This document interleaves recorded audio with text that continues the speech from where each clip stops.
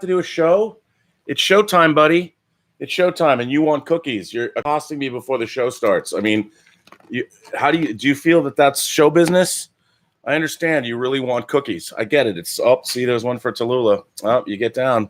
You snooze, you lose. Hello, everyone. Welcome. Greetings. I've got a little doodle problem here, and they were a little overzealous wanting to get their cookies before the show started. So I figured I'd hit record anyway, just so you could see what I go through on a daily basis. Buddy. No, that's your sister's. You've got your 3. That's your 3, dude. All right, you can have one more, just because you're being adorable, right? Are you being adorable? Okay, we're going to get to the show now. There you go, buddy. That's it. Okay, that's it, buddy. Down, dude. Down. Good boy. Good girl. Okay, everybody.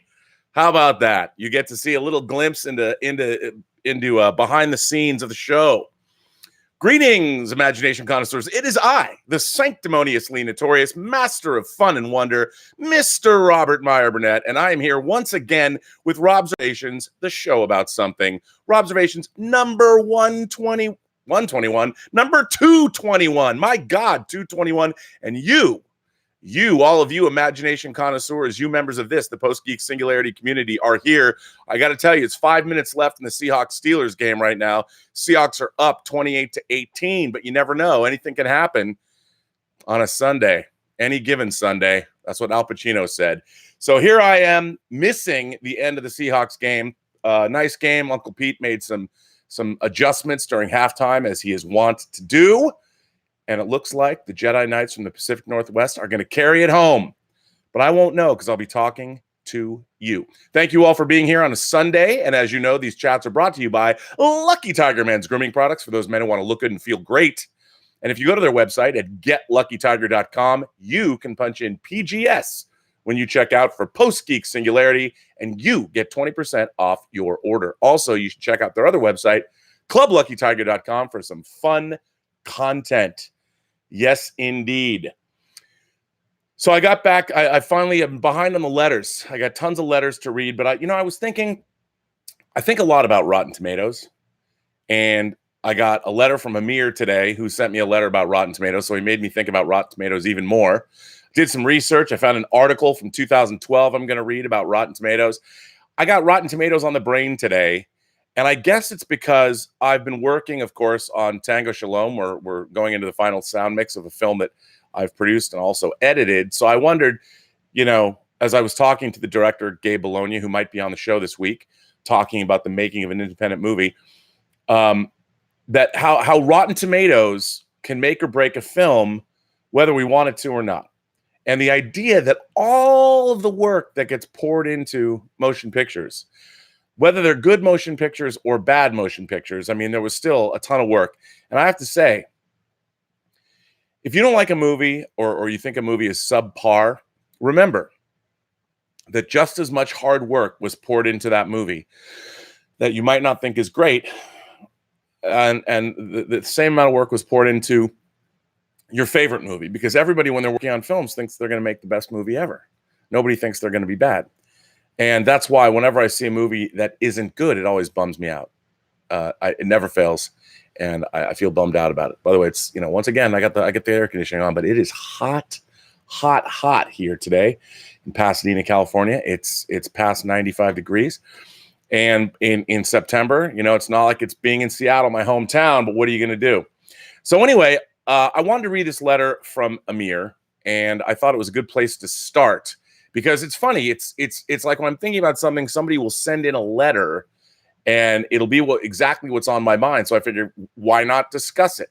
And I'm sure a lot of people talk about Rotten Tomatoes. So this letter sort of started out, and it sort of distilled what I was thinking. It was like amazing. It was as if Amir somehow had a psychic connection with me. And my God, here it is. So this comes from Amir B.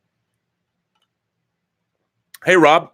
I wanted to start by thanking you for insightful chats and fun and wondrous presence at the John Campea Show. Recently, when I was watching the John Campea Show, I saw a few people expressing concerns over diminishing Rotten Tomatoes scores of Joker to 75. Wait, what? How is a 75 Rotten Tomatoes score of a movie, which we haven't seen, an issue? However, this wasn't a singular observation. Recently, I felt an increase in over-reliance on Rotten Tomato scores to judge a movie before seeing it. Just a couple of weeks ago, I asked someone to come see Once Upon a Time in Hollywood with me. The first thing he said was, I don't know, its Rotten Tomato score is not that high. Wait, a Rotten Tomato score of 85 is bad now? Lots of movies that I loved were rotten, The Accountant being the last I can recall off the top of my head. All of these have got me thinking. I always thought critic reviews have an impact. However, lately, I feel unless the movie has a recognizable IP, such as Aladdin, Lion King, or is from Tyler Perry, laugh out loud, you're kind of in trouble if you get a low Rotten Tomato score. Additionally, the movie will be perceived differently. I work in behavioral sciences, and one phenomena of interest is something called anchoring. Based on this, people don't judge anything in absolute terms, but rather shape their opinions relevant to an initial anchor. I see these Rotten Tomato scores are acting as an anchor. For instance, assume a person wants to see movie A and movie B. Movie A has a Rotten Tomato score of 90%, and movie B has a Rotten Tomato score of 65%. Based on this anchoring effect, he or she will go to movie A looking for positive things because her or his opinion was shaped by, or they's opinion, will be shaped by that high Rotten Tomato score. However, going to the second movie, the person will look for negative things because the person anchored his or her opinion based on that medium Rotten Tomato score and believes the movie is not that great. Another example is box office numbers. We've had so many mega blockbuster movies in recent years that when Toy Story 4, the fourth movie in a 25-year-old franchise, opened with 120 million, it was called a disappointment by some. Again, if a movie doesn't match its initial projections or success level of prior film is deemed as a disappointment, my hunch of this possible anchor obviously wouldn't apply to all, especially the hardcore movie fandom or the imagination connoisseur, but it can be applicable for many casual moviegoers. Anyway, what are your thoughts? Am I reading too much into this, or are Rotten Tomato scores way more influential in how a movie is perceived by the audience and how well it does financially in this day and age? Sincerely, Amir B. Well, Amir, good points. I am unfamiliar with the term anchoring until I read your letter. Now I totally get it. I agree with what anchoring is, and it's interesting that you work in behavioral sciences. But I think from the time that I was a wee lad to now, especially with the rise of the internet, I feel one of the things that has suffered the most has been film criticism. And the reason because it's suffered for a number of reasons, but basically because the people that are doing the film reviewing are less educated, I think, not just about film and film history, but about, the world at large. And if you went back and you read some of what I consider the best film criticism, sure, you can go back to Cahiers du Cinema, and read what the French critics had to say and read about the beginnings of the auteur theory and all that back when Francois Truffaut had yet to make his first movie, or Andre Bazin was writing his books on cinema. Or you go back and you look at Pauline Kael or Roger Ebert's early reviews. Pauline Kael and Roger Ebert were great writers, and they had an overall sense of Gilbert wants to get outside, and the door is not open, and he's barking because he knows someone's out there. So unfortunately, there's nobody here to open the door for him, so he's just going to have to wait. But anyway, I think that we now have, because everybody loves movies. Everybody who doesn't love movies? I guess there's some people that don't, but everyone loves movies. And I think that what's happened is because everyone loves movies and everybody has an opinion about movies, as we all know, it's given rise to the internet culture, and everybody's opinion now is broadcast for all to listen to. Now, on one hand, I think that's great. I think having these barometers, these cultural barometers that are out there, is a great thing to have. However, what I don't like and what I think is sort of unfair about Rotten Tomatoes is that it distills something down to like an arbitrary number. It's a quick fix. You can look at it and go, oh, it has a Rotten Tomatoes score of 85%. Well, it's an aggregator. Rotten Tomatoes is an aggregator. You've got, of course, the reviewers that they put their they've anointed as being worthy. So, and then there's also the people that have actually seen the movie can now weigh in. They've made some changes to their algorithms this year, which I think was a good thing. But I think the Rotten Tomatoes number, doesn't tell you anything. What does an 85% Rotten Tomatoes score actually mean? Like, what if you're predisposed to enjoying crime thrillers?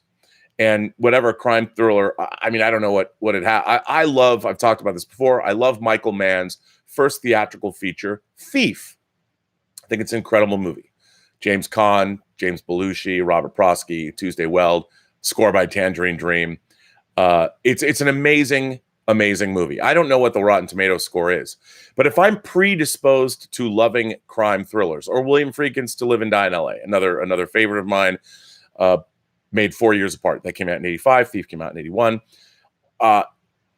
One might have a Rotten Tomatoes score of 87 and another might have a Rotten Tomatoes score of 75. I don't know.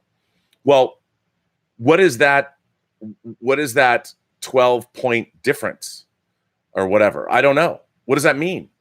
Well, you can't tell from a Rotten Tomatoes score what that is. And how does that relate to you? If you're predisposed to liking crime thrillers, you might love both films, as I do. They're different movies. They're about different things.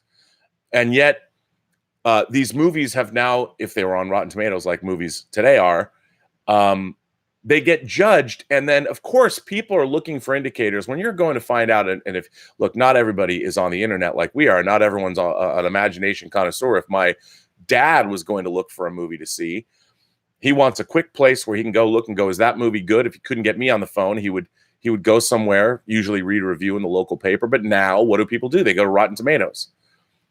Certified fresh. Film companies, if you have a certified fresh movie, they'll put that on the poster or the digital ad or whatever, because it's a quick way where people can go. Our culture is pointing people in the direction. I mean, hell, kids are their test scores now. No one cares what you've actually learned. They only care what you get on a test. Our culture's like been moving that way. Well, what that does is it takes away subtlety, it takes away nuance, it takes away discussion.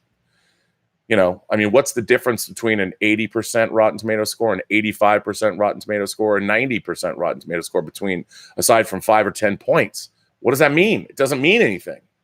Now, like Amir pointed out, I also liked The Accountant. I thought The Accountant was good. I enjoyed it. I enjoyed Ben Affleck's performance.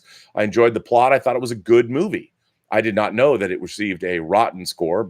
I guess that's below 50%. I don't know what that means. Now, I know because of my opinion that Rotten Tomatoes would have let me down on a movie like The Accountant. What I think is the problem with something like Rotten Tomatoes is that there is no nuance. There's just a number. And unless you start digging in and reading reviews, well, then that number could be a guiding light and I think it is a guiding light. It has certainly become a guiding light. I think Rotten Tomatoes is one of the first destinations that people who are interested, have a casual interest in movies, go to find out if a movie is good or not.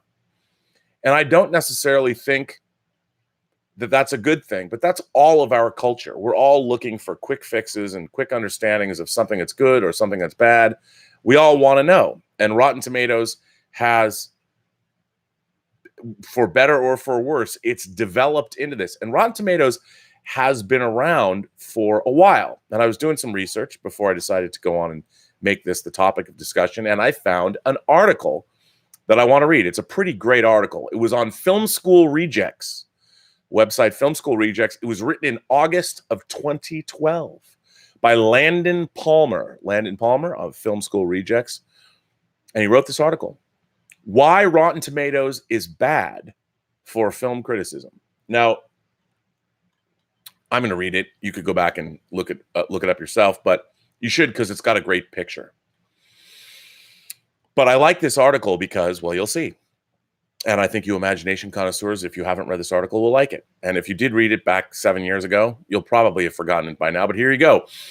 In the days leading up to the release of The Dark Knight Rises, Rotten Tomatoes found itself the gravitational, bizarro world center of the film's anticipation. In the comments section of the site's review blurbs, negative or rotten, in the parlance of the site, reviews were met with hyperbolic rage, sexist dismissal, and even death threats. The comments feature on the site was subsequently disabled, accompanied with a message from the editor-in-chief detailing the entire affair.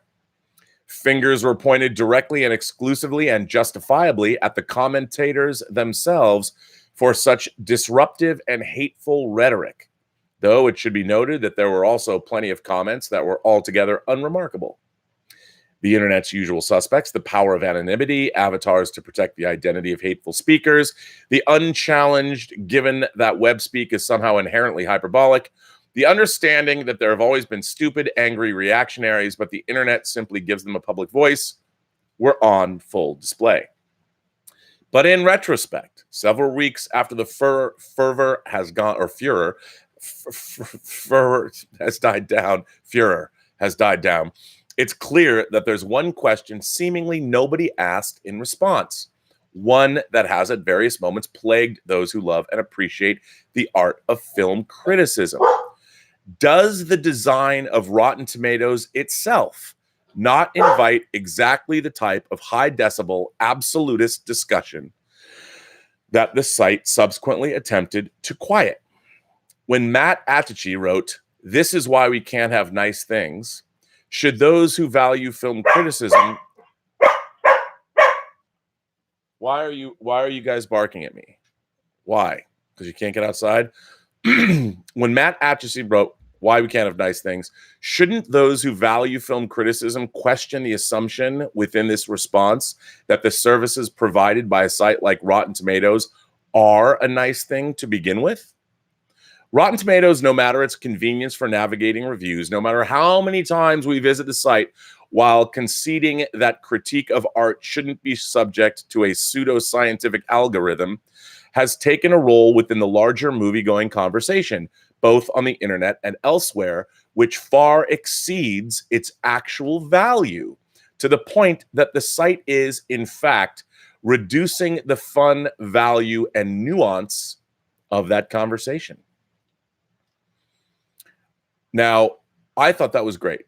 And I'm not going to go back and read this entire article, but 7 years have passed since this was written. And I feel that we're in the same place. And I think that's true of a lot of our culture and our internet culture. I mean, 7 years in internet time, that's a long time. That's a long time where nothing has happened. And of course, Rotten Tomatoes famously has changed their algorithm this year because of the same thing.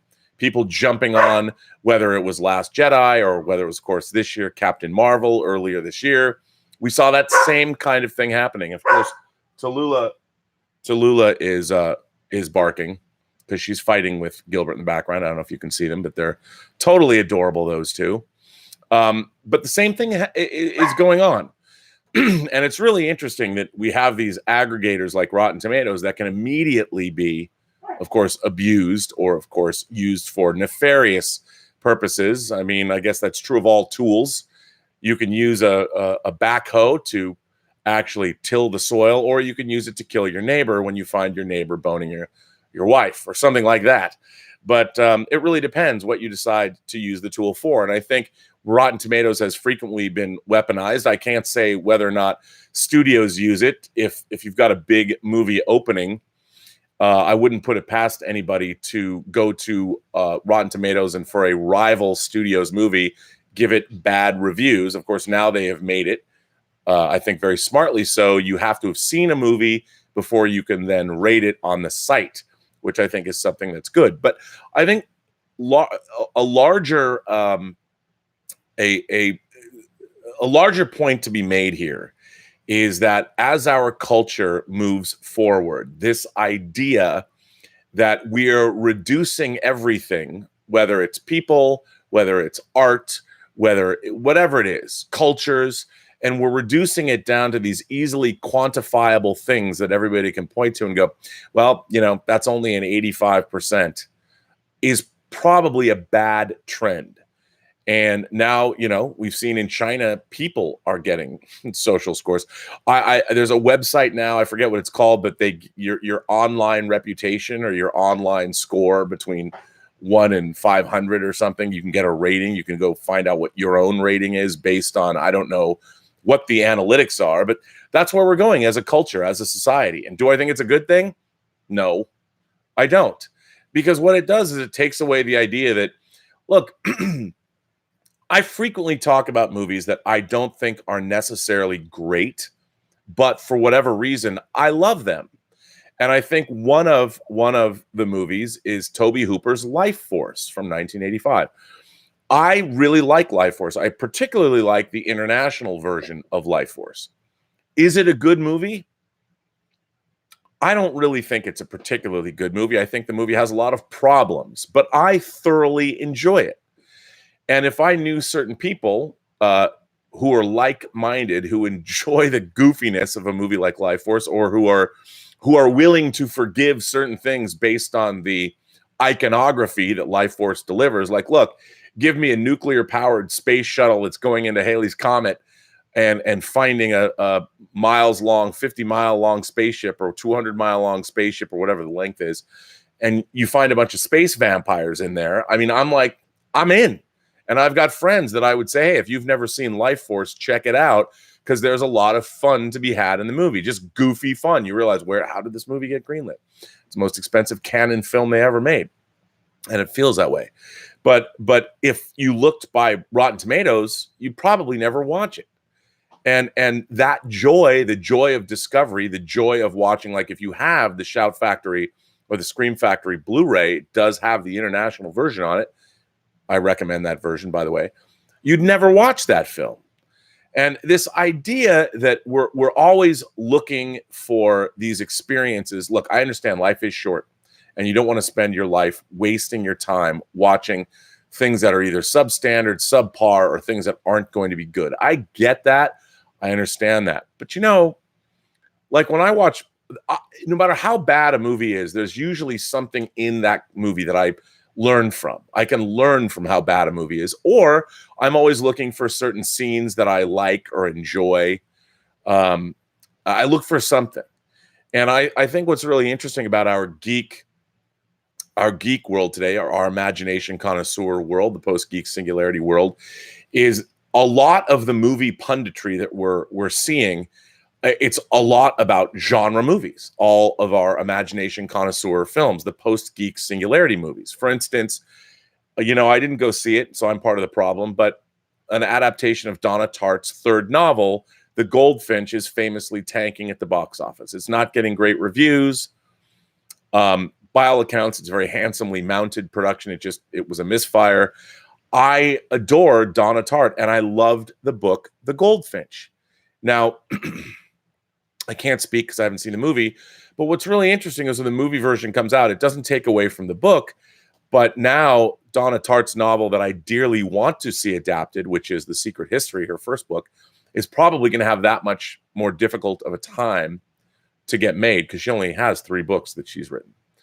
And I'm sure that anybody who read The Goldfinch, because it was a bestseller and it was a very well-regarded book, obviously, I'm sure there's a lot of people who might have gone to see the film who looked at that Rotten Tomatoes score and said, nah, I'll just stick with the book.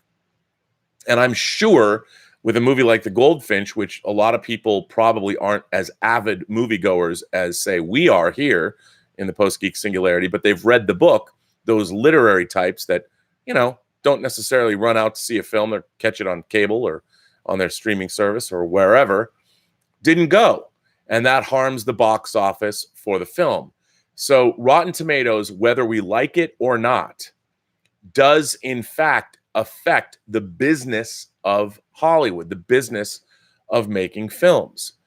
And here's the thing, if the more people that go to see movies, it changes the aggregate score. If a movie is very good and everybody likes it, it'll keep that score high. But what happens to those indie films or the films that aren't necessarily, they're a little bit more difficult. They're not exactly the films that maybe they're polarizing.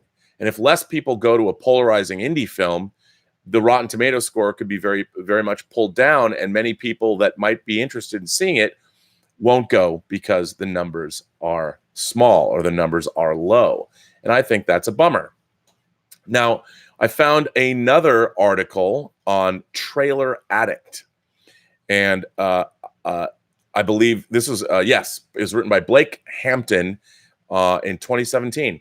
Now, I'm going to mention Brett Ratner, a filmmaker that I'm not a particular fan of. And of course, he's already been canceled by our cancel culture for acting like a douchebag. But I'm going to read this article because I think it's interesting. Appearing at the Sun Valley Film Festival this week, director and producer Brett Ratner went on the offensive against the website Rotten Tomatoes. The source has long been considered a solid barometer in which to view the movie-going public's response to a release, but the filmmaker argued that the lack of oversight is part of a bigger problem in the industry. While there is certainly a lot of merit to this perspective, many will find it rich that a man who's had a major hand in productions like Movie 43, Hercules, Tower Heist, and Horrible Bosses can lecture the audience on their preferences. That experience would have made him incredibly cynical of the entire process, something of which he expanded on at the festival. With the passing of the iconic Roger Ebert in recent times and the advent of consumer-driven content, Ratner went as far as to say Rotten Tomatoes was a key contributor to the destruction of the movie business.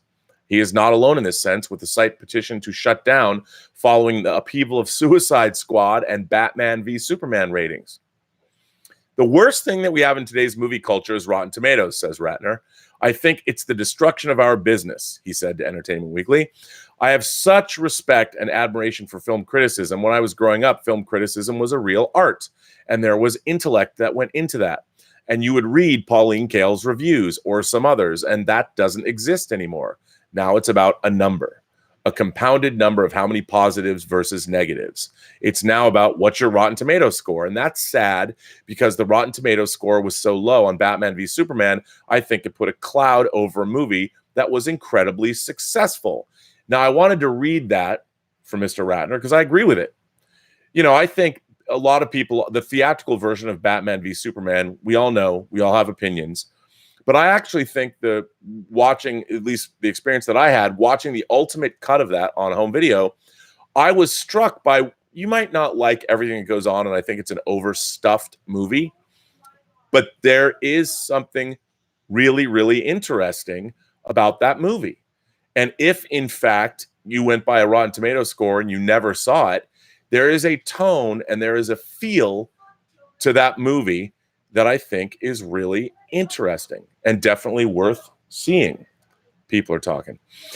And I do think that it would be unfortunate if people robbed themselves of that experience. And I also think that, you know, with Rotten Tomatoes, like with a movie like The Accountant, I think there's a lot of movies that people might enjoy that they will never see because they perceive the Rotten Tomatoes score to be low. And I think that's unfortunate. And I also think that reducing anybody or anything to a numerical score is dangerous. I mean, certainly in China, they're doing it to people, to millions of people. They have a social network score now, or however it works there, where it even hinders people's ability to travel. It's that kind of thinking. I understand human beings want easily quantifiable things. And that was Zoe Trope, ladies and gentlemen. You just never know what's going to happen with the show. It's amazing. But I do think that we just need to remember that our world should be more than just numbers. It should be nuanced, and we should remember that a lot of people spend a lot of time. I'm not saying you have to go to see every movie just because people worked really hard on them. I just do think that it's important that we remember that a Rotten Tomatoes score is not the end-all, be-all. And it is an aggregate. And I think in this day and age, there's a lot less cogent film criticism than there used to be. And I don't trust, I trust far less people to review a movie today than I did, say, 20 years ago or 30 years ago. You know, it's interesting. There's a guy online that he's one of us. He's an imagination connoisseur, and he does funny reviews. And it's not Red Letter Media. It's a guy called The Critical Drinker. Now, like a lot of fans, when he reviews things, he's attacking fans' sacred cows, and I get that. But usually his reviews are incredibly well thought out. And even though he portrays this sort of drunk guy, his reviews are anything but.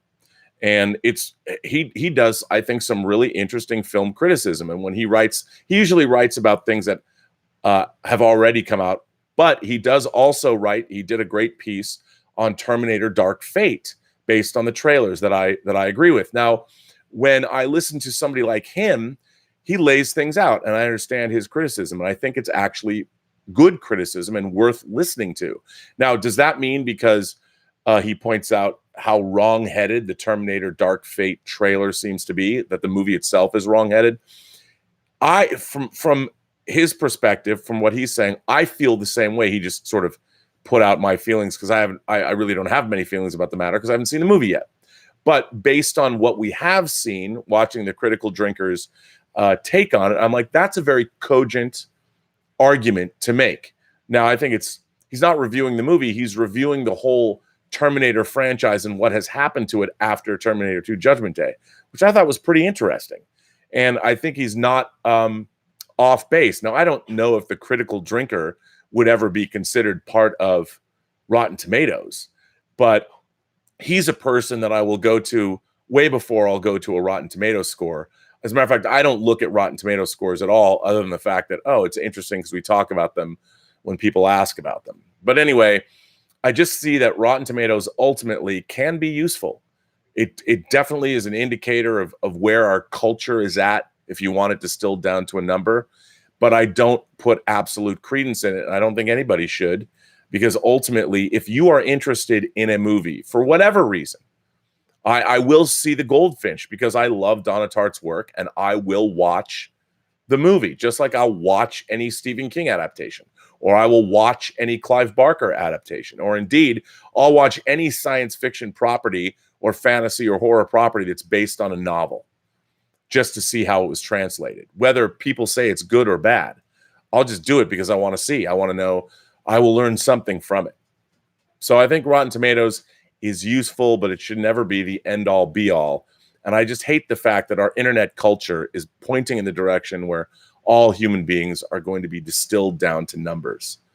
That bums me out. And I don't know if it should bum everybody out, but it certainly bums me out. Anyway, let's see what anybody else has to say in the chat. And what do you guys think? What do you think of Rotten Tomatoes? Do you like it? Do you not like it? JB Bonifacio is here, says, I've taken chances on movies like Hustlers because of Rotten Tomatoes, 88%, by the way. On a side note, my new movie dream is to be in J-Lo's opening scene. Yeah, I've always liked Jennifer Lopez as a film presence ever since Out of Sight. I thought she was terrific in that film. Soderbergh's Out of Sight with George Clooney. What a great movie that is. I love it. I love the way it's edited. That's a great movie. So Hustlers really seems like it could be great. So I definitely am going to go. I'm going to go see that film. Okay, I know Ian Samuels has been after me to read some of his letters. I know he's been sending letters, but he has an interesting take. This is a totally 180, but it's about Star Wars, so why not read it? So take it away, Ian. Ian Samuels here. Rob, every time anyone mentions the Star Wars sequel trilogy, it leads into you having a JJ hate rant and insist there was no plan. Well, there always was a plan. The evidence is in The Force Awakens. Snoke complains to Hux and Kylo about the failure of his forces to capture BB-8 and says, now the droid will soon be delivered to the Resistance, leading them to the Last Jedi. He then goes on to say, if Skywalker returns, the new Jedi will rise. He literally spells out the titles of the following two films. Evidence that there has always been a plan and a plot. I feel it would have been better if JJ wrote all three to keep the story going. Bringing in a different writer and director for The Last Jedi caused issues with the flow of the story. Hopefully, this clears the issue up and Rise of Skywalker is a worthy finale to the trilogy of trilogies. Ian, I don't buy it. You know, the idea of the Last Jedi, leading them to the Last Jedi, making Luke the Last Jedi was not a big stretch, I don't think. And if Skywalker returns, the new Jedi will rise. I mean, they did not know when they were making The Force Awakens what the name of the movie was. That was literally a last minute. They came up with that by, wow, well, what can we call it? There's been an awakening. Well, The Force Awakens, okay. They didn't know. They didn't know what the title to The Force Awakens was when they were shooting the movie. And I don't think, I just don't, there's no indication, especially if you look at the art of books like The Art of The Force Awakens, which are great books, and The Art of The Last Jedi, you can see they had all of these ideas that they were developing, whether it was visually, like, oh, what if we did this? Or, oh, what if we did that? They didn't know. They didn't know. They might have had a vague idea, but there's certainly not a whiteboard somewhere that beats out. Like when you're working with a writing staff for a TV show, you sit in a room, you usually have a whiteboard of some kind, and you break what's called breaking a story, where somebody's writing on the whiteboard and you're throwing out ideas either for an episode or for an arc, like where can we go? These are the things that happen when you are storytelling. I don't think they ever did that. I don't think there's a whiteboard anywhere beating out the plot line of this new sequel trilogy. So I want to thank you for sending that in, and I think those are interesting ideas to point out, but I just don't buy that they had a plan to make those movies. I don't think it's great. So yeah. This is an interesting letter. This is from Emil Johnson. Emil Johnson is a longtime member of the Post-Geek Singularity community, and he was here early today. So I'm going to read his letter. This comes from Emil. Actually, I think it's Emil Johansson, not Emil Johnson. It's Emil Johansson. Sorry, Emil. I apologize. When adapting something into a movie, is it better to do a stylized approach or a more realistic approach? I will explain my thoughts. Usually when a book or comic book or whatever is portrayed in a movie, people complain because it's not like the source material. But a movie is usually more impactful than the source material, so people who work on movies, I assume, I don't know, are careful with how they approach something. Big deals like Batman, Harry Potter, and Lord of the Rings are not page-to-page adaptations.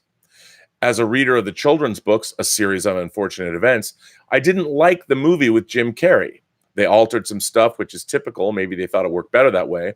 But the series that was on Netflix, I absolutely loved. And I thought even if they did their own creative liberties, they went full nuts with it, just like the books. My favorite movie of all time is Batman Begins. What Nolan, Bale, and Goyer, etc. did was barely a Batman movie to me, but it was surprisingly good. It felt like someone in our world becoming this fictional character, the ultimate escapism. And I get the same vibes with the new Joker movie. Like they are not taking the comic book Joker. Jared Leto felt more comic booky than Heath Ledger, in my opinion. But even if it feels real, it seems really, really interesting to me. In my opinion, my assumption is that Marvel has been very unique in the sense that they don't care if comic books are silly. They embrace that completely, and somehow it works anyway. I would never have thought a Thor or a Captain America movie would have worked, but they did, and that was around the time I started paying attention to Marvel, and I got hooked on the whole universe thingy. And I think a lot of people have tried to copy Feige's success, but without the same results. But then back to the Joker movie, or back further to the Nolan era. What they did was really successful too, but I think in a different way. And this is what confuses me, because I don't know what works best. If you want to create a fictional world, should you do all sorts of nonsensical things and abide by those rules, or should you throw everything nonsensical out the window and paint with your own imagination instead? Which is more faithful to the source material? What do people respond to the most? Thank you for your time. Well, Emil, I think you're really harking back to my ongoing discussion of verisimilitude, realism, the reality of the movie, of whatever it is that you're watching. And before I continue on, I have to know. I have to know, people. I just have to know. Ooh, Wow, that was a scorcher. The Seahawks came out on top 26-28. We beat Pittsburgh. That puts their Pittsburgh. That's 2 losses in a row, boys. I'm sorry about that, but the Seahawks, man, they barely got out of that one. What a squeaker. Anyway, sorry. So the I had to find out. The Jedi Knights of the Pacific Northwest prevailed. That's 2 wins for Uncle Pete and the boys. But it goes back to my discussion of verisimilitude. I think, see, we all human beings, when you're reading a story or watching a movie, because we all live in the real world has to be the basis by which we perceive everything. So when you're creating fictional worlds, science fiction, fantasy, and horror worlds, you must extrapolate on real life, the physics of real life, the subtleties of human relationships. That's the baseline. And what ends up happening is decide whatever you decide in terms of your storytelling. You have to start somewhere with a reality that comes out of the real world that we inhabit. So we have a frame of reference. And once you leave the real world, as we all know, the real world is governed by certain rules. Action A will result in result C or D or E, or action B, or going down the alphabet. And we know that's going to happen. I know that if I drop a ceramic mug from a certain height, it's probably going to fall and shatter because of gravity, because of physics, because of the weight of the object and how hard it hits the ground, all of those things. So knowing that we live in a world of those kinds of physics that are different if you go to the moon or if you go to Mars. So if you go out into space, the physical laws of the universe apply. And if you're going to break those things, such as a constant like the speed of light, you need to explain it. And how much explanation you need to give to people. Okay, how can we travel faster than the speed of light, which is the only way you could realistically go from planet to planet? Because of the distances involved. You create warp speed, you create hyperspace, and you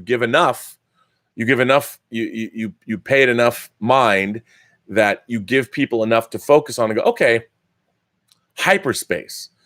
I don't really know how it works, but I understand it just does. And that's how the Millennium Falcon could go, or Star Destroyer or the Death Star can go from one place to another over these vast distances. And then no longer do you have to explain it. They travel through hyperspace. That's how they get there. Now, if you can believe that, if you can believe in that, then that problem is solved. The problem of how humans or aliens or whoever get from one place to another in the galaxy, you don't have to address it again. That's why I think the whole idea of the spore drive in Star Trek Discovery was so ridiculous. And to use Star Trek Discovery as an example, they took something, warp drive, that we all understood. Warp drive basically is, each warp factor is 1 times 1 times 1, or 2 times 2 times 2, or 3 times 3 times 3, the speed of light. I read that once, that's how they defined warp speed. Well, once you have something like the spore drive, and then you have to create all of this ridiculous pseudoscience to make it work. So you can go anywhere in the universe all at one time. Well, I don't believe that. I don't believe that there's any kind of, that's magic. So when you tell me that works, and that there's a mycelial, there's a spore, there's a fungal network that spans the universe like through space, I don't believe that either. So my ability to believe in the stories that Star Trek Discovery was telling me are immediately curtailed by their stupid propulsion system that they didn't even need to have in the first place, that, by the way, didn't exist in the original conception of the storyline. So the question remains, why do that? So when you're talking about superhero movies, you're like, okay, there's a man named Bruce Wayne whose family was killed when he was a young boy, and the crime-ridden streets of Gotham City become the focal point of his life. And he becomes the Batman because he needs both a symbol and a disguise. All of that I believe in. I believe all of that. And he's rich, so he can make these gadgets, and he has people working for him. He's highly educated. And when you watch a movie like Batman Begins, what Christopher Nolan did was he's like, okay, if all of that is true, how would that happen in our real world? Like, if we're governed by our physics and our science and what goes on in our world, how would a guy like Batman exist? Could a guy like Batman exist? And I love that approach to superhero films because I think ultimately, deep down inside, we all want to believe when we watch these movies. Superman the movie was really one of the first films that did this. Superman existed in our world. Metropolis was clearly New York City, to the point of you even see Rex Reed, who is a real person, in the film. So they tried to create verisimilitude. That's where, Richard Donner famously talks about creating verisimilitude with Superman. And so you take this outlandish comic book character, and by setting him in the real world and making his actions governed by our physics, sort of, you create a believability. And that's an interesting way. Gilbert, what do you want, sir? What do you want, buddy? And I think that's the best approach. That's my favorite approach to science fiction, fantasy, and horror films, is when you are creating that kind of a reality. I think that's the best way to go. So even if you're going to have the Cenobites coming from hell, or you're going to have Freddy Krueger in somebody's nightmares, or you're going to have a giant silver sphere or a small silver sphere in the Phantasm movies, you can make people believe in them when you have enough reality surrounding those things where you can get those asks. You can be like, okay, I'll believe that Cenobites exist. I'll believe that there's a corner of hell that they exist in if you can give me enough reality. I think Gilbert wants another cookie, so I'm going to give him one. If you can give people enough reality to believe in that kind of thing. And I think that a stylized approach where you just forget reality is not as effective. If you're going to try and lose all of those things, it doesn't work as well. However, if you decide to do something in animation, for instance, Finding Nemo and Finding Dory, obviously anthropomorphizing fish and creating those undersea worlds, that's incredibly stylized. And of course, in Finding Dory, you have the real world colliding with the animated world because there's trucks involved and the physics in the real world, even though I know it's an animated film, so the physics are animated physics, but it's very interesting. And in the animated world, you can do anything you want because we understand that because it's animated, it's not inherently, there's no reality there to bend because it's animated. So we know. So if you go in the direction of the entirely stylized animated world, it's a different, you're looking at things very differently. But even then, they still have to set up their own rules for you to believe in them. Like, for instance, even in Finding Dory or Finding Nemo, fish can't live out of water for very long. So there are rules. And that creates a lot of the peril, is this idea that if these fish ever get out of the water, they could die. So you get to play with those kinds of things and make things work. And I think that's very, you have to decide as a storyteller what approach you're going to make. And I think that Christopher Nolan, look at the difference between how Christopher Nolan approached Batman and how Tim Burton approached Batman. The Batman of Tim Burton's, the world that Batman inhabited was not necessarily governed by the physics of our world. It was a slightly heightened, it was slightly removed from the real world. Whereas Christopher Nolan, I mean, Anton first designed it. Even the Batmobile, the stylized Batmobile, would not be exactly the difference between the Tim Burton Batmobile and the Tumbler that was created as a military vehicle that Bruce Wayne co-opts to use as the Batmobile, again, created a layer of reality within Nolan's work that is not in Tim Burton's work. Tim Burton was not so much, he wanted to do more of a gothic horror take on Batman that has more along the more to, it was very much the soul and mind of an animator is where we got Tim Burton's Batman, because that's who he is. Whereas Christopher Nolan is very much fixated on verisimilitude, creating reality, even in the context of fantasy. And I think that it's really interesting if you compare and contrast both of those men, both of those directors' approaches to Batman, you can really see how those things, they either work. Some people like the approach that Tim Burton took. Others like the approach that Christopher Nolan took. Some people don't like that much realism in Batman. Other people prefer the stylized more soul of an animator version that Tim Burton gave us. I mean, if you look at Tim Burton's Catwoman and Tim Burton's Penguin, I mean, those characters and what happens to them in Batman Returns, which I like. What's interesting is I really like Batman Returns and I really enjoy The Dark Knight. And they're both very different approaches to Batman mythology, but equally valid. And again, it really depends on who you are and what you're going for. Interesting question. I don't quite, I know I'm off in the weeds discussing this, but interesting letter. So I thank you for that, Emil. I thought that was a good letter. So thank you. Yeah, and I'm very happy the Seahawks won.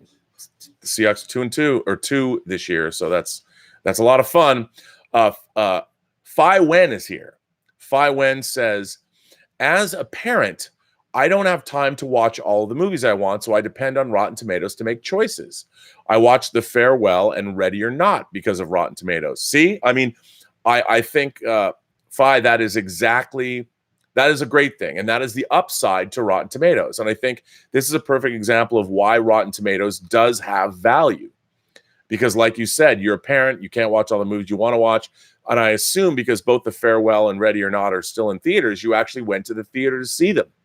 So that is a good thing. And in the case of this, I would say that you as a parent who are looking for time, you need a quick indicator. So I stand on one hand, I can rail against Rotten Tomatoes all I want, but in the case that you bring up, and it's a very valid point to make, is that you went and saw those movies when you might not have because of Rotten Tomatoes. And that is, I think, the flip side. I think it's very important to point out. So I want to thank you for writing in and saying that, because that's absolutely true. And you just immediately torpedoed any argument I had to rail against Rotten Tomatoes, which I didn't mean to do. In your case, though, I mean, no, I did mean to do it, but I think I want to say thank you for pointing that out, because that is incredibly valid, and you've immediately shown why Rotten Tomatoes should exist and how it can be very helpful. So thank you for that. Brody Young sent in a super chat. Brody, thank you so much. Thank you for supporting the channel. I saw you didn't ask a question, but thank you for the support. Dan V900 says, my biggest problem with people's interpretations of Rotten Tomatoes is that people look at the percentage and not the average score, which is under the more info tab. Now, that's interesting. You know, it's true. They don't, because, you know, people are lazy. We're inherently lazy. We want to find information out and then move on. I mean, how many clickbait articles have shaped political thought in this country? I mean, but you're absolutely right.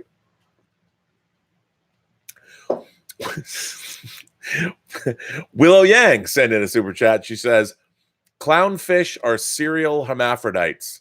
Nemo's dad should have turned into a female following the death of his mate. No verisimilitude. This is why we love Willow Yang here.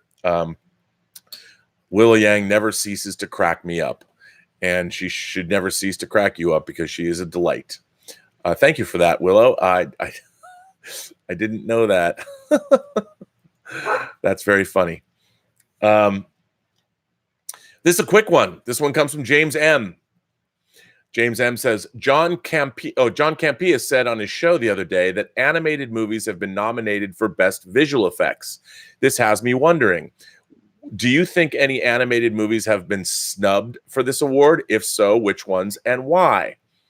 P.S. I haven't seen any new letters uploaded on the website. Is Mike Bodden okay? Is Mayor Mike okay?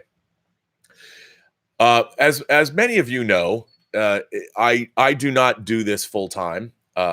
It might seem like it that I do it full time, but I don't. And my moderators also do not do this full time. Much to they probably thank their lucky stars. I mean, half the time I wonder how I've been so lucky to have my moderators, how I rope them in to moderating these chats. So I thank them. But Mike had a lot of work to do this week, and he was not able to update the website or even send me new letters. And, you know, it's not like I'm paying Mike. Indeed, just the opposite, to do this. And one day I would like to. One day I would like to pay all of the moderators and everybody who works for me, but YouTube does not make that possible at this point.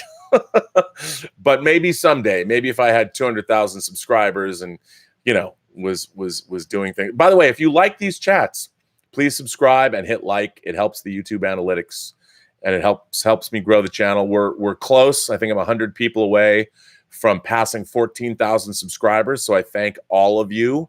Every little bit helps, and it's great to have everybody. It's great to be building this community. I see it. I see new people going to the website and sending me things, and it's been great. I really like building this community. I hope you all enjoy it as well. I can tell you, I can't speak off the top of my head about animated films being nominated for Best Special Effects, but as many know, the first Blu-ray or the first DVD special features I ever did was on Fantasia. And the Fantasia had a lot of mechanical and physical effects that were later rotoscoped over. So what you did was there was a lot of, like Snow White, you had a real actress that was drawn over, rotoscoped over. And if anything, I think Fantasia there could have been, maybe it did, I don't know. But Fantasia, there was a case that could be made. It could have won an award for best visual effects, even though it was animated. I don't know off the top of my head how many people have won that award or which animated films have won that award, but I can't think of any animated movies that were snubbed for the award. I mean, it's going to be interesting because we're going to see what happens with Lion King. I mean, as we move more and more into CG and animation and photoreal animation, the line is certainly blurring. But it's going to be interesting to see where that category goes, because the meaning of visual effects has been changing, just like everything else in culture, because of technology. I don't know, so I can't answer that I can't answer that question about the awards, but it's an interesting one, and I want to thank you for writing in.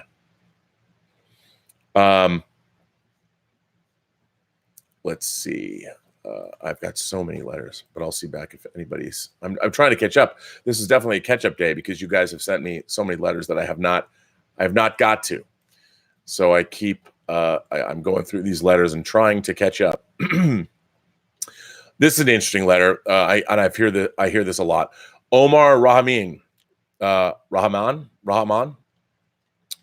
Omar says, "Hey Rob, I'm a big fan of your YouTube channel since you and Schnepp did Collider Heroes." Oh, thank you, man. Appreciate that. I was wondering what your opinion is on why the Russos didn't give Hulk his due in Endgame. My son loves the Hulk, as do I, and we were most excited about Banner getting his revenge. I would assume against Thanos. I told my son after Infinity War, "Don't worry, son, Hulk will get him back," which didn't exactly happen. Hulk was supposed to be the Avengers' ace in the hole. Remember Iron Man to Loki? We have a Hulk. And I get the feeling that in these times of, quote, toxic masculinity, that the Russo brothers didn't want Hulk, who gets stronger the angrier he gets, to be the hero. They had almost 6 hours of screen time in 2 Avengers movies and barely used him. Overall, I love them both, but I felt he didn't get his payoff as much as the other OG Avengers. Am I reading too much into this? Would love to hear your thoughts. A lot of people have said that. And my initial impression is to say I totally agree with you. I totally agree with the fact that the Hulk did not get his due, and everybody wanted a rematch because he got pasted pretty hard by Thanos in Infinity War.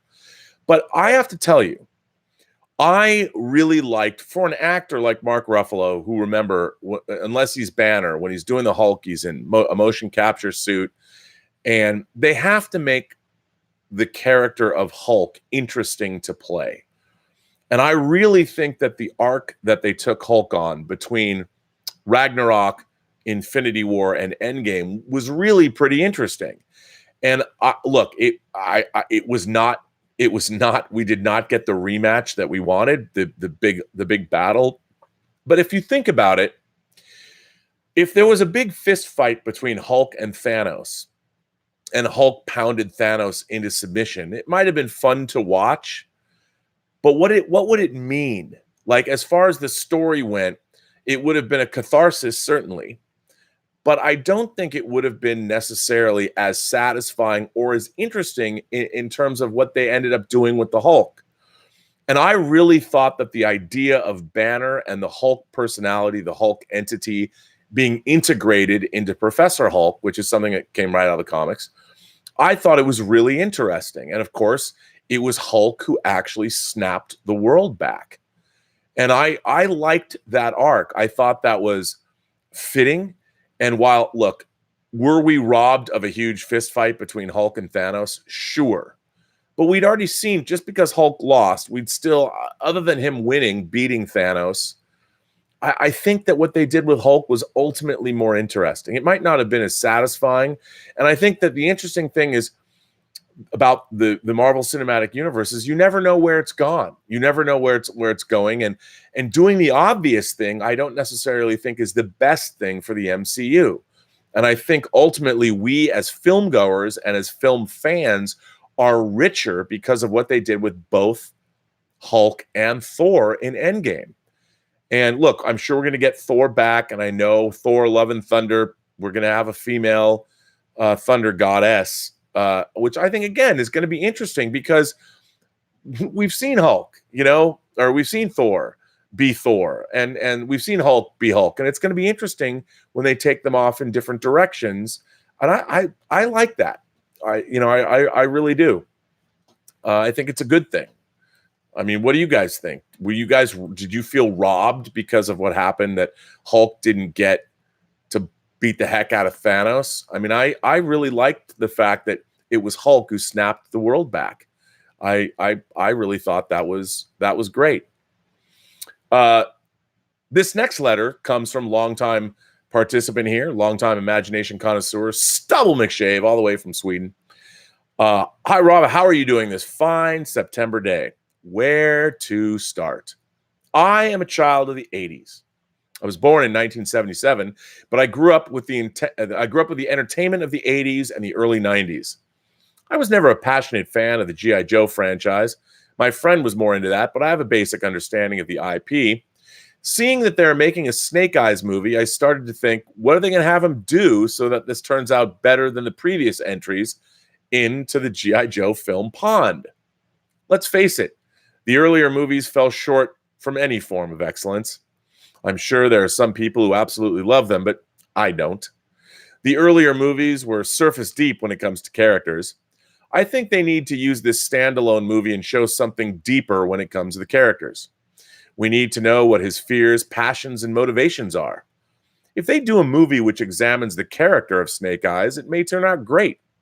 If it turns out to be great, they should do standalone movies with other central characters and show us the persons behind the action figures. I don't know how deep the background stories and the lore is for the individual characters, but if it doesn't exist, they need to make up some compelling character motivations and backgrounds. If successful, they should make a G.I. Joe movie when several characters have been established in their own movies. The success of the MCU and the Avengers movie was that we had several characters established in their own movies, and then when they did the team up, you didn't have to introduce and explain a lot of the characters. And when it's several characters to establish in one movie, you can often only go skin deep for each character. Unfortunately, I'm sure they're going to make an action-packed movie with little substance. If they want to start a G.I. Joe movie universe, they need to treat the characters as fully fledged individuals and not just the surface deep characters of the animated series who were just there to fulfill a role and they didn't have a very well-developed personality. By the way, you're going to get flamed by passionate G.I. Joe fans. As I said, I think the potential is there as long as they don't go only for the existing action set pieces, but instead establish the characters so that we can relate to them as well as have some kick-ass moments. As I said earlier, we need to know what motivates them and what some of their backstory is. The characters should make mistakes and have some interesting character flaws. I'm sure all the characters have a story to tell. All that we have to do is listen. It's funny. I don't really care that much about the IP, but I think there's potential there as long as they have good writers who can create compelling characters. I will end this with a quote from author Jim Butcher. Evil isn't the real threat to the world. Stupid is just as destructive as evil, maybe more so, and it's a hell of a lot more common. What we really need is a crusade against stupid. That might actually make a difference. Thanks, Stubble. Well, Stubble McShay, for somebody, who didn't care much about the franchise, that's a very interesting letter about G.I. Joe. It's funny. I will always have a great fondness for G.I. Joe because it was the first toy line that I loved. But in my case, as I've said a lot, it was the 12-inch G.I. Joes of the early 70s that were my first love. And of course, G.I. Joe started as a military action toy. And because of Vietnam, they had to change the focus. I mean, the military, unfortunately, fell from the public's favor. What was happening in Vietnam, not a kind war, not a nice war, not any war, of course, is horrific. But of course, the Vietnam War was not a popular war at home. So the idea of having military toys, parents weren't going to go out and buy their kids' G.I. Joe action figures. So they rebranded G.I. Joe to the Adventure Team. And rather than fight wars, the Adventure Team did things like looked for treasure or fought off any number of evildoers, or they were troubleshooters. They were more like the MI6, or basically, as they were, in my mind, they were adventurers. Okay. But they still, I mean, I didn't have many G.I. Joe bad guys, unfortunately. You had to make it up. But I tended to go the James Bond route. But I love the G.I. Joes. And then, of course, throughout the 70s, they sort of went away as Mego figures and Star Wars figures. And then they came back in the early 80s in the 3 3/4 inch lines. And they were dope because they made incredible vehicles. They had the animated series. Larry Hama was writing a great G.I. Joe comic. So the G.I. Joe franchise came back in a big way. And it's definitely, look, I think the G.I. Joe franchise is far more interesting to me than He-Man and the Masters of the Universe. I think it's a far better franchise. But you're absolutely right. I mean, I think one of the real problems with franchises like G.I. Joe is they look at them, the filmmakers look at them, and they don't bring enough verisimilitude. They don't bring enough reality. You know, they just they don't treat them, because it's based on a toy line. Oh, we don't have to be as realistic. And I think that's a mistake, because once again, the Burnett axiom, never put your universe before your characters and your story. And I think every movie, every franchise, whether it's a toy line like Transformers, give us a Bumblebee movie. Look what they did with the Transformers with Bumblebee. You know, they gave us some depth, they gave us pathos, they gave us good characterization, and they gave us a good Transformers film. G.I. Joe needs to take the same route. And I think they'll do that with the Snake Eyes movie. Everyone loves Snake Eyes. Even I love Snake Eyes. And I think that's where they're going, in the direction they're going, is because they want to reestablish. Obviously, Hasbro has bought E1. They bought Entertainment One, a big entertainment company with an international reach. So they want to start making films that are considered great films. You know, I could see a Snake Eyes movie being like a John Wick. I don't think they're going to make an R-rated Snake Eyes movie, although that would be badass.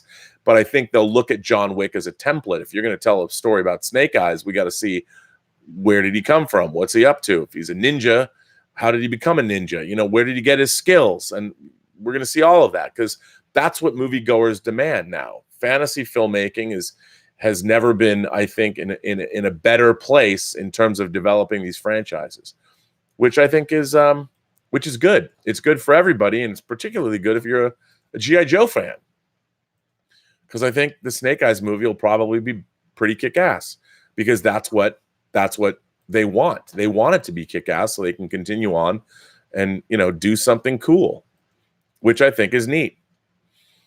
This is a cool letter that I really liked. I want to read this. This is from Ken Dixon. I think it's a great letter. Hello, Rob. Recently, you spoke of the days of TV consisting of 3 networks plus PBS and how that affected conversations with your friends. I remember those days well, and I began to wonder how the context of experiencing entertainment can affect our entertainment tastes. As a kid, I would spend my summers of the early 80s at my grandparents' house, which could be very boring at times. During one of these summers, my grandparents added one of the first pay TV channels, called Z Channel, here in LA. Oh my God. There's a great documentary about the Z Channel. I admire you. I envy you. I would love to have had the Z Channel growing up in Seattle. This was a special box that sat on the console TV that opened up access to 2 or 3 new movies every week that would run back to back. I would get so bored that I would choose to watch some of these movies over and over and over again. Some of these movies that are burned into my mind include Tempest by John Cassavetes. I saw it in the theater. Agatha Christie's Evil Under the Sun with Peter Ustinov. The Island with Michael Caine, which is awesome. I have that on Blu-ray. And Under the Rainbow, starring Chevy Chase and Carrie Fisher. I had to watch Under the Rainbow because it had Princess Leia. Mind you, Under the Rainbow is not a good movie. However, I love the movie due in part to the brainwashing of countless viewings and the nostalgia for those days as a kid, not to mention the wacky premise, which included Nazis and munchkins as it was set behind the scenes of the making of The Wizard of Oz. There are quite a few bad movies that I enjoy, despite their lack of quality writing, acting, directing, and so on. I have to believe this comes from the context of how I watched them and the lack of options I had in those days. In an odd way, I think this lack of options introduced me to a wider range of movies that I might not have otherwise been interested in. I don't think I would have watched any of the 4 very different movies I mentioned if it wasn't for that pay TV movie channel back then. I remember thinking to myself during Tempest, why do I like this movie aside from seeing a young Susan Sarandon in a white see-through tank top? It certainly wasn't a genre I would have typically been interested in at the age of 13. Don't get me wrong, I love the variety of media I get to enjoy today, yet I think it's possible that I had that variety, then that my interests might be deeper in what I was already predisposed to like. Star Wars, Star Trek, Indiana Jones, but narrow in scope. That is why shows like yours are great, as you and others in the Post-Geek Singularity share movies that others might not have otherwise found. What do you think about the effect of context in the movies that we enjoy? Thank you for your passion for cinema and for being the keeper of verisimilitude. Cheers, your friend, Ken. Well, Ken, I think you nailed that one. I mean, I think especially when we're younger, context is a big thing.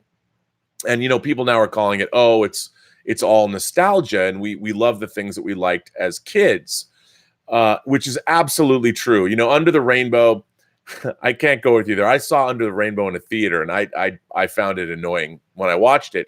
But, you know, when you see things on cable and you watch things over and over and over again like that, I had the same experience. There were movies that I watched, you know, even classics like Superman 2, I must have watched a million times. I go back and watch it now. I find it difficult to watch. I find it difficult to enjoy. There's just a lot of goofiness. Superman 2 is really rough around the edges. It's a movie now that I know how it was made. But when I was a kid, you know, I loved it. I love the battles. Even in 81 when it came out, I just turned 14. I loved it when I was 14. I'm like, come on. You know, I thought even the stupid humor and the way Non would act and Zod would be annoyed and Ursa ripping off the patches off everyone and pinning them to her own outfit.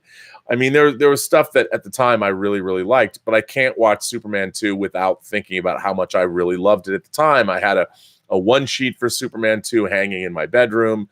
But I think context has a lot to do with it. I go back, like I was a little older, but when the people love the Goonies, I hate the Goonies. I hated the Goonies when I first saw it. I find that movie to be unbelievably insufferable. It is boneheaded. Everything about the Goonies does not work for me. I reviewed the Goonies for my high school newspaper, and I hated it because I was a senior. I believe I was a senior when it came out, and I hated it. But now I talk to people who saw the Goonies, and they look at me like I've committed some horrible affront to God by not liking the Goonies. There are people that just adore the Goonies. And I think that when you're young and you see the Goonies at an impressionable age, it's going to be a movie that you love. And I understand why.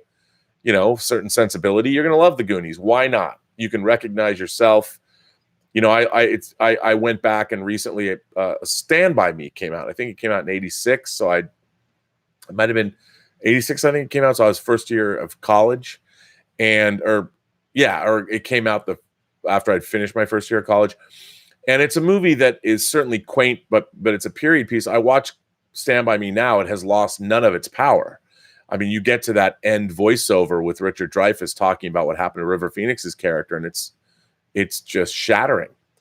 And you know, that's a movie that's 33 years old. It's lost none of its power, but I think I was a little older when I saw it, so it legit is a great movie. But when you're younger, you know, in the context of seeing movies, like I didn't care. I had no ability when I was a kid to discern the difference in James Bond movies. I didn't. I just loved James Bond movies. I didn't care any James Bond movie. Now, of course, the James Bond movies are wildly They wildly diverge in terms of tone, quality, things that I like about them. But when I was a kid, it didn't matter. That's why I love James Bond movies. I still watch them, aside from View to a Kill, when I saw View to a Kill. But again, I was a senior in high school, and it was just not great. But I will always love the Bond franchise because I saw it when I was a kid. I don't know. It's interesting. I wonder what happens if you're a kid today and you watch a James Bond movie. There's no way. And also with James Bond, it was a collective viewing experience. I mean, you'd go to school. Every kid watched the James Bond movies, although in actuality, we probably only watched half of them because we either fell asleep or got put to bed by our parents. I had to beg, and I've said before, I had to beg to watch them. But when I was growing up, James Bond movies were a big thing because it was a collective experience. You'd go to school on Monday and talk about what happened on the ABC Sunday night movie. And I think you're right. I think when you're a kid, whatever you see when you're a kid will make an impression on you that is never forgotten. You'll always love the things that you love when you were a kid, no matter what. And it's really difficult. I find myself, I think I have an ability to discern. Like, I go back and I'll watch Star Trek episodes. Some, surprisingly, episodes I did not like when I was a kid, episodes like Bread and Circuses or episodes like The Empath. I find myself liking them far more now as an adult. I mean, I loved all of Star Trek, but there are episodes that I used to really love that I go back and go, well, maybe that's not such a great thing. Although Star Trek's hard. It's a bad example because Star Trek and The Twilight Zone have been with me my whole life, and I've watched them my whole life. But I think you're absolutely right. And one of the great things about cable, and I think the best thing that you pointed out, and I think this is my biggest disappointment with the younger generation. You younger imagination connoisseurs have your level of knowledge is a lot more limited because you've only watched things that you wanted to watch. And you've had so many more choices. But when I was growing up, you had to only watch what was put in front of you because that's all there was. There was no, I'm a pre-home video kid. So I would watch whatever was there. Any science fiction movie, whether it was good or bad, it didn't matter. I would watch it because you had to watch it. I didn't know when the next time a movie with Godzilla was going to come around, or a spaceship, or a monster, or whatever. So I would watch anything and everything, and I think it made me a little bit more able to be forgiving when it comes to certain films. Like, I didn't expect every movie to change my life. So when I was talking about the Quatermass movies the other day, if you were to watch the original Quatermass Experiment like I did the other night, I don't know how many people today would be able to look at it in context. I tell people a lot of times to go back and look at things in context and try and put yourself in the mindset of 1955. And if you're a John Carpenter fan and you watch him wax rhapsodic about the Quatermass Experiment, and he talks about how influential it was to him, when you go back and you watch it, try and picture young Johnny Carpenter going to the movie theater and not knowing what these movies were about, or only knowing what the trailers showed him. And he would do the same thing. He would watch these things. And what was it like to be Johnny Carpenter watching the Quatermass Experiment when you're in 1955? And so going back the other night and watching this movie, I can see its charms, and I remember loving it when I was a kid, but it was a very different experience. It's a very different experience when you're a child. And I saw so many of these movies because they were on Sci-Fi Theater at 2:00 in the afternoon on Sundays in Seattle. And nowadays, if you don't like something, if you're a film fan, if you've grown up post 1980, when you were able to rent movies and you had cable television, and nowadays more than ever with streaming and the internet, if you don't like something, you don't have to watch it. And I think one of the things about attention spans that has really changed, people talk about the fact that, nobody has an attention span anymore. And I think what's really happened is that people have less tolerance of things that they don't immediately love out of the gate. And I think that's a bummer. I think it's a mistake because there's so many things that you might like if you stuck with them. So I think that this idea that, it's led to people, this mindset that you have to love a movie immediately. Like, this movie's got to be great within the first 5 minutes. And I think that there's a lot of things that people don't like about The Last Jedi that I agree with. But I also think that ultimately The Last Jedi is something. It presented the overall story of The Last Jedi is not the story that people necessarily wanted for Star Wars.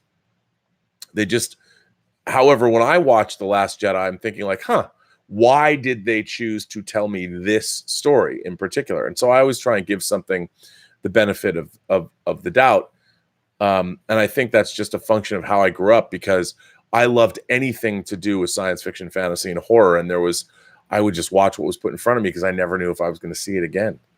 So I think what you're in a long, I'm in the weeds here, but I agree with you, sir.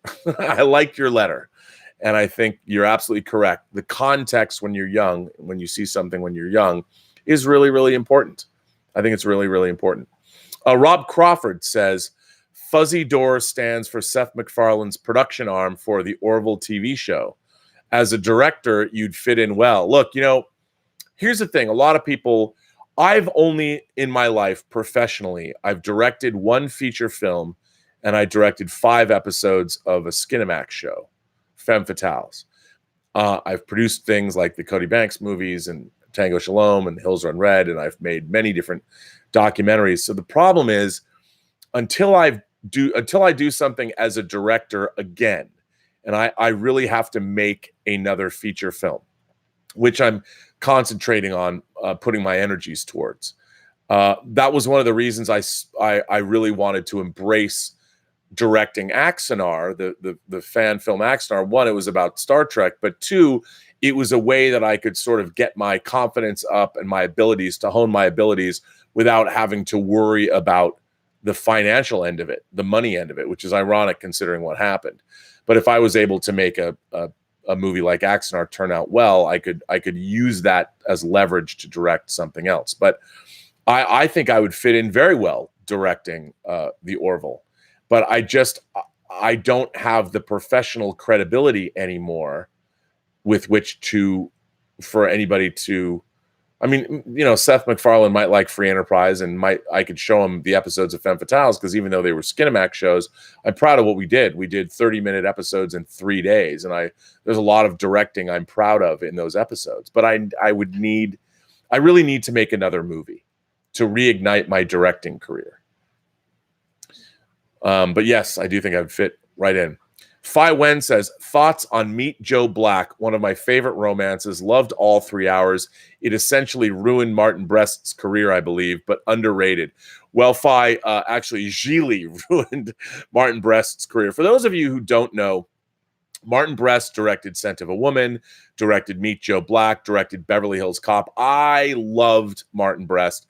When I was in high school, he was the first director I ever met and interviewed for my high school newspaper, which was fantastic.